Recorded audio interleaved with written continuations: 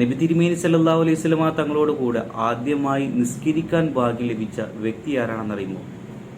അത് മഹദിയായ ഖദീജ ബീവി റളിയല്ലാഹു അൻഹയാണ്.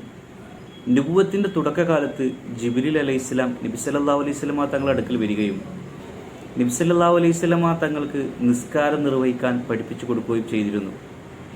ജിബ്രീൽ അലൈഹിസ്സലാം തൻ്റെ ചിറകുകൾ കൊണ്ട് താഴ്വരയിൽ അടിച്ചപ്പോൾ അവിടെ ഒരു ജലപ്രവാഹം ഉണ്ടാവുകയും അങ്ങനെ നബി സല്ലല്ലാഹു അലൈഹി വസല്ലമ തങ്ങൾ നോക്കി നിൽക്കെ ജിബ്രീൽ അലൈഹിസ്സലാം വുളൂ ചെയ്യുകയും വുളൂ എടുക്കുന്നത് നബി സല്ലല്ലാഹു അലൈഹി വസല്ലമ തങ്ങളെ പഠിപ്പിക്കുകയും ശേഷം അവർ രണ്ടുപേരും നിസ്കരിക്കുകയും ചെയ്തു.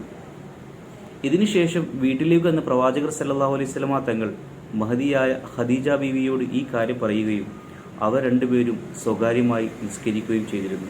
അങ്ങനെ നബി സല്ലല്ലാഹു അലൈഹി വസല്ലമ തങ്ങളോട് കൂടെ ആദ്യമായി നിസ്കരിക്കാൻ ഭാഗ്യം ലഭിച്ച വനിതയായി മഹദിയായ ഖദീജ ബീവി റളിയല്ലാഹു അൻഹ.